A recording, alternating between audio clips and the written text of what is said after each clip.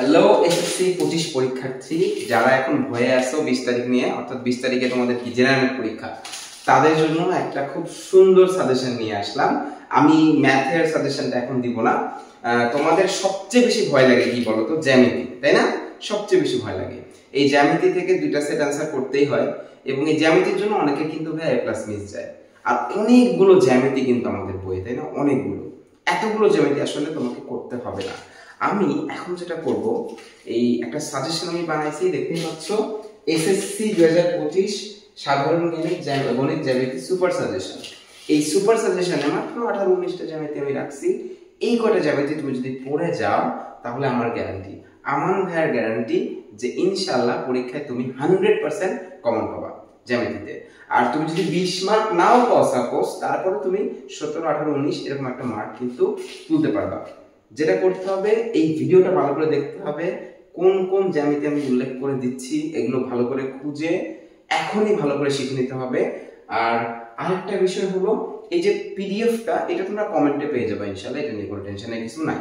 আচ্ছা, তাহলে short video, সবাই একটু সাজেশনের দিকে আসো, মনোযোগ দেই। এখানে আমরা দেখতে পাচ্ছি কি, যে অনুশীলনী 6.3 চলে যাবে, একদম 6.3, 6.1, 2 পড়ার কোনো দরকার নেই, এগুলোতে কিছু নাই, শুধু এমসিকিউ আছে।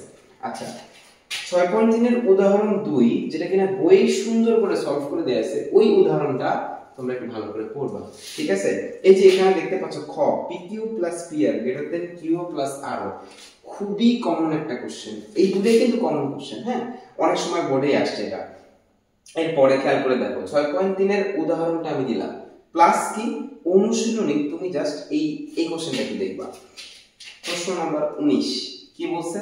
প্রমাণ করো যে কোন রেখাংশের লম্ব দ্বিখণ্ডকের উপরিস্থিত যে কোনো বিন্দু উক্ত রেখাংশের প্রান্ত বিন্দু দ্বয় হতে সমদূরবর্তী।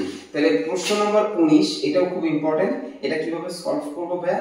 এই দেখো, সলভটা আমি আমার এই সাজেশনের যে শীট এর মধ্যে করে দিয়েছি, তুমি শুধু একবার খালি রিডিং দিয়ে নিবা, শেষ, আর কোনো প্যারা নেই। এবার দেখো প্রশ্ন নাম্বার 20, একটা সৃজনশীল আছে, আমাদের বইয়ের খুব গুরুত্বপূর্ণ একটা সৃজনশীল। দেখো, ABC একটা সমকোণী ত্রিভুজ, যার কোণ A হচ্ছে এক সমকোণ, BC বাহুর মধ্যবিন্দু হচ্ছে D। এখান থেকে কিন্তু এই দুইটা প্রমাণই খুবই ইম্পর্টেন্ট। AD + AC > 2AD, যারা একবার হলেও বইটা পড়ে দেখছো তারা জানো যে এটা কতবার পরীক্ষায় আসছে already. R AD = half of BC, এটা প্রমাণ করো। এই দুইটা প্রমাণও কিন্তু দেখো আমাদের এই যে সাজেশন শীট এর মধ্যে করে দেওয়া আছে, খুব ছোট করে রাখছি আমি, তোমরা শুধু একবার করে খালি রিভিশন দিবা। আর যারা পারো না তারা এখান থেকেই বুঝে নিবা যে কিভাবে এটা সলভ করতে হবে। আচ্ছা, এরপরে যাও হচ্ছে অধ্যায় 7। তাহলে অধ্যায় 6.3 মাত্র তিনটা অঙ্ক আমি দেখাইলাম, দুইটা সৃজনশীল আর অনুশীলনীর একটা অঙ্ক। এবার দেখো অধ্যায় 7 আমরা কি করব? অধ্যায় 7 উদাহরণ 2 এ দেখো একটা সৃজনশীল দেয়া আছে, একটা ত্রিভুজের ভূমি A = 3 সেন্টিমিটার, ভূমি সংলগ্ন সূক্ষ্মকোণ দেয়া আছে 45 ডিগ্রি, এবং অপর দুই বাহুর সমষ্টি দেয়া আছে 6 সেন্টিমিটার। উদ্দীপকের আলোকে এই তথ্যগুলো কি করো, চিত্রে প্রদর্শন করো। এটা নরমালি সব জ্যামিতির সম্পাদক কোশ্চেনে থাকে, একটা ছোটখাটো চিত্র আঁকাইতে বলে বা বলে যে তথ্যগুলো দেয়া আছে সেগুলো তুমি প্রকাশ করো চিত্রে। এরপরে কি বলছে? ত্রিভুজটি অঙ্কন করো। তাহলে ত্রিভুজ আঁকানো। একটা বিষয় কি, একটা বর্গের পরিসীমা যদি এই যে টুয়াইসেস হয়, তাহলে বর্গটি আঁকো। এটা খুব ইম্পর্টেন্ট একটা কোশ্চেন। এরপর দেখো, রম্বসের একটা কাজ আছে ছোট, কিন্তু খেয়াল করো না তোমরা অনেকেই, একটা কাজ, রম্বসের পরিসীমা এবং একটা কোণ দেয়া আছে, রম্বসটি আঁকো। এটা খুব ইম্পর্টেন্ট। সম্পাদ্য, যারা উপপাদ্য খুব কম বুঝো, তারা চেষ্টা করবে কি সম্পাদ্যটা একটু ভালো করে করে যাওয়ার, কারণ এখান থেকে 10 মার্ক তোলা কিন্তু সবচেয়ে সহজ। তারপর দেখো তুমি উদাহরণ 4, ABC ত্রিভুজের কোণ B দেয়া আছে 60 ডিগ্রি, কোণ C 45 ডিগ্রি, পরিসীমা দেয়া আছে। স্কেল কম্পাস দিয়ে কোণ দুটো আঁকাবা। কম্পাস দিয়ে কোণ আঁকানো শিখে নিবা সবাই, এটা ইম্পর্টেন্ট। একটা রেখাকে 2 ভাগ 3 ভাগ করা, এটাও শিখে নিবা কম্পাস দিয়ে, এটাও কিন্তু খুব ইম্পর্টেন্ট। এরপর দেখো, ত্রিভুজটি অঙ্কন করো, রম্বস আঁকো, যার বাহুর দৈর্ঘ্য দেয়া এবং কি দেয়া, একটা কোণ দেয়া। ওকে, সো এই টাইপের কোশ্চেন। দেখো, এই কাজ আর এটা কিন্তু প্রায় আসলে একই, বাট এটা পরীক্ষাতে আসতে পারে, খুব ইম্পর্টেন্ট। অধ্যায় 7.2 এ যাও। 7.2 এ দেখো, আমি শেষের দিকে সৃজনশীল আছে দুইটা। এই যে সৃজনশীল নাম্বার 18 এবং সৃজনশীল নাম্বার হচ্ছে 19। 18 নম্বরে সামান্তরিক এবং চতুর্ভুজ রেটের সৃজনশীল আছে একটা, দেখো এটা খুব ভালো করে সলভ করা শিখবা। আর 19 নাম্বার দেখো কি, একটি ট্রাপিজিয়ামের সমান্তরাল দ্বিবাহুর দৈর্ঘ্য দেয়া বৃহত্তম বাহু সংলগ্ন দুইটা কোণ দেয়া আছে, ট্রাপিজিয়াম আঁকো। প্লাস এখান থেকেও আবার কি টেকনিক্যালি সামান্তরিকের কোশ্চেন দেয়া যায়। তাহলে এই দুইটা সৃজনশীল খুবই ইম্পর্টেন্ট। আরেকটা খুব ইম্পর্টেন্ট ব্যাপার একটু বলি, যে বোর্ড কোশ্চেন দেখবা তোমরা একটা, এটা হচ্ছে বরিশাল বোর্ড 2024 সালের যে কোশ্চেনটা, খুব রিসেন্ট। ওইটা যদি দেখো আরো ভালো ধারণা পাবা যে সম্পাদ্য থেকে এই বছর আসলে কেমন কোশ্চেন আসতে পারে, ঠিক আছে। আর তার সাথে কয়েকটা জিনিস একটু মুক্ত করে নিবা, যেমন পরিবৃত্ত, অন্তর্বৃত্ত, বহির্বৃত্ত, ঠিক আছে। এগুলো আমাদের লাগবে হচ্ছে বৃত্তি, তবে এখান থেকেও কিন্তু কোশ্চেন আসবেই, পরিবৃত্ত, অন্তর্বৃত্ত এবং কি বহির্বৃত্ত। তোমাদের যার যে টিচার আছে তার কাছ থেকে শিখে নিবা, অথবা আমাকে নক দিবা, এই বিষয়ে আমি একটা বিস্তারিত ভিডিও দিয়ে দিব। এবার দেখো অধ্যায় 8 কি ইম্পর্টেন্ট, বৃত্ত, খুবই ইম্পর্টেন্ট চ্যাপ্টার। যারা হচ্ছে সম্পাদ্য ধরো যে অ্যানসার করবা, আর যদি 6 যদি না পারো তাহলে বৃত্ত শিখে যেতে হবে। বৃত্ত শিখলেই কিন্তু কমন পেয়ে যাবা। বৃত্তের উপপাদ্য খেয়াল করো, 18, 20, 23 এবং 26, এই চারটা উপপাদ্য তুমি পড়বা। 18, 20, 23 এবং 26 যেভাবেই হোক এই চারটা একদম মুখস্থ করে ফেলবা। আচ্ছা, একবারে যে না বুঝে মুখস্থ করবে এমন কিন্তু না, তাহলে কিন্তু এলোমেলো হয়ে যাবে, বুঝে বুঝে মুখস্থ করে নিবা। তারপরে 8.1 আমরা কয়টা করে অঙ্ক করব? আমি তোমাদের জন্য ম্যাথ এখানে খুবই কম রাখছি, প্রত্যেকটা অনুশীলনী 8.1, 8.2, 8.3 জাস্ট একটা করে কোশ্চেন আমি বাছাই করছি, যে কোশ্চেনটা করলেই তোমার মোটামুটি কি ওই চ্যাপ্টারের ধারণাও তুমি পেয়ে যাবা, আবার ইনশাআল্লাহ কমন চলে আসবে। বুঝতে পারছো তো? তো একটু দেখো 8.1 এর 7 নাম্বার কোশ্চেনটা তোমরা করবা। এই কোশ্চেনটা, এই চিত্রটা কিন্তু সবার চেনা, ঠিক আছে, সবার চেনা, যে বৃত্তের দুইটি সমান জ্যা পরস্পরকে ছেদ করলে দেখাও যে তাদের একটির অংশদ্বয় অপরটির অংশদ্বয়ের সমান। খুবই ইম্পর্টেন্ট। তারপরে খেয়াল করো, এটা প্রমাণ।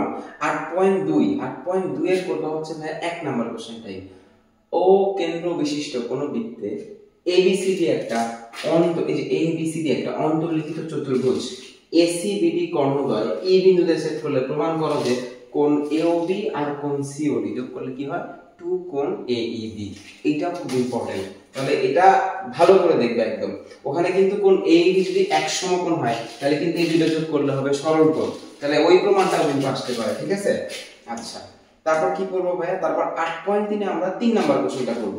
3 নাম্বার কোশ্চেনটা কি, এই যে এ কিউ পি বি বিন্দু চারটি সমবৃত্ত, এই কনসেপ্ট থেকেও কিন্তু ভাই কোশ্চেন আসে, যে এরকম বলে দিল যে এবিসিডি একটা বৃত্ত, সিএবি ও সিবি এর সমদ্বিখণ্ড দুটি পি বিন্দুতে এবং বিবিএ ও ডিএবি কোণের সমদ্বিখণ্ড দুটি কিউ বিন্দুতে মিলিত হলে প্রমাণ করো এই কিউ পিবি বিন্দু চারটি সমবৃত্ত বৃত্তে অন্তর্লিখিত চতুর্ভুজ, তাই না? এই কনসেপ্টটা খুব ইম্পর্টেন্ট, এখান থেকে প্রশ্ন আসতে পারে।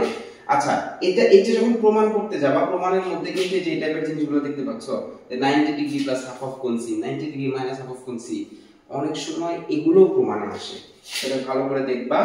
তারপর দেখো 8.4 এ আমরা করব হচ্ছে এই অঙ্কটা, মানে এই উপপাদ্যটা, সরি, এটাতে কি বলছে, ও কেন্দ্র বিশিষ্ট একটা বৃত্তের বহিস্থ কোন বিন্দু থেকে, বহিস্থ কোন বিন্দুটাকে পি থেকে বৃত্তের দুইটা স্পর্শক টানা হলো, প্রমাণ করো যে ওপি সরল রেখা, মানে এই যে ওপি সরল রেখা স্পর্শ জ্যা এর লম্ব দ্বিখণ্ড, ঠিক আছে। তো এটা তোমরা একটু পড়ে নিও তাহলে বাসায় ভালো করে। 8.1 এর কত নাম্বার? 4 নাম্বার। আমি খুব অল্প সময় নিব, এই জন্য হচ্ছে কি করছি, শুধু দেখাই যাচ্ছে কোন কোন জ্যামিতি করলে ইনশাআল্লাহ 100% কমন পাবা। অধ্যায়, আচ্ছা 8.4 তো হয়ে গেল, তাহলে বৃত্ত থেকে কিন্তু আমার এক্সট্রা কোনো কিছু দেখা লাগছে না। তারপরও যদি তোমাদের একটু ধারণা লাগে, গত বছর তোমরা কি করবা, রাজশাহী আর ঢাকা এই দুইটা বোর্ডের 24 সালের কোশ্চেনে একটু দেখতে পারো বৃত্তে কি কি কোশ্চেন আসছে, ঠিক আছে। ওই দুটো দেখলে আরো ভালো ধারণা পাবা, স্ট্যান্ডার্ড কোশ্চেন একদম। আর যার সময় নেই সে আমি যেগুলো দিচ্ছি এগুলো করলেই হয়ে যাবে। অধ্যায় 15-তে আসো ভাই, এটা হচ্ছে ব্যাকআপ, এটা ব্যাকআপ হিসাবে দিলাম। তুমি 6.3 এর উপপাদ্যগুলো, তারপর হচ্ছে 8 এর উপপাদ্যগুলো, এগুলো যদি পড়ো, আর সম্পাদ্য আমি যে কটা দেখাই দিচ্ছি এগুলো পড়ে গেলেই দুইটা তোমার কমন। কিন্তু বাই চান্স তুমি ধরো ঠিক করে মনে রাখতে পারছো না 8 এর কোনো কিছু বা 6 এর কোনো কিছু, সেক্ষেত্রে একটা ব্যাকআপ অধ্যায় হিসাবে আমি অনুশীলনী 14-তে রাখছি। এই 15-এর মধ্যে আছে কনসেপ্ট খুব সহজ, ক্ষেত্রফলের কনসেপ্ট। সো এইটা কোন কোন উপপাদ্য পড়লে তুমি কমন পাবা আমি একটু দেখাচ্ছি। দেখো এই যে 9 নাম্বার কোশ্চেনটা সলভ করবা খুব সুন্দর করে। যে এই ছোট্ট ত্রিভুজটার ক্ষেত্রফল কি, পুরো এই যে এবিসি ত্রিভুজ তার কি 4 ভাগের 1 ভাগ। এটা এখন শিখে রাখলে ইন্টারমিডিয়েটও তোমাদের অনেক কাজে লাগবে আসলে, এই জন্য দিলাম। তারপর দেখো প্রশ্ন নম্বর 14, এবিসি একটা সমবাহু ত্রিভুজ এবং এডি বিসি এর উপর কি লম্ব, দেখাও যে 4AD স্কয়ার = 3AB স্কয়ার। সমকোণী ত্রিভুজের পিথাগোরাসের যে উপপাদ্যটা অ্যাপ্লাই করা যায় সেখান থেকে কিন্তু এরকম অনেক কিছু প্রমাণ করা যাবে। একটা শিখবা, বাকিগুলো এমনি পরীক্ষায় পারবা ইনশাআল্লাহ।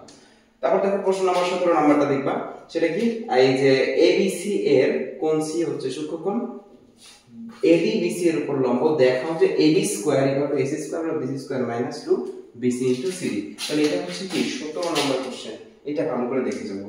এরপর কি আর দেখা দরকার নেই, আর কোনো কিছু দেখা লাগবে না, কারণ তোমাদের যেটা অনুপাত সদৃশতা প্রতিসমতা আছে ওই চ্যাপ্টারে তোমরা আসলে উপপাদ্য আসলেও ওই লিখে অ্যানসার করবা না, ওগুলো এমসিকিউ এর জন্য পড়ে নিও।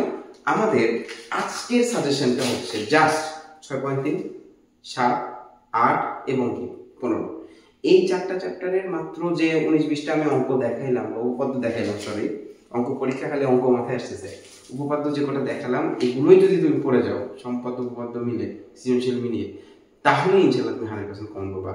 তো খুব ভালো করে প্রিপারেশন নাও এবং আমাদেরকে ফলো দিয়ে রাখো, আমি দেখি পরবর্তীতে তোমাদের একটা ওভারঅল সাজেশনের ভিডিও কিন্তু তোমাদের দিয়ে দিব।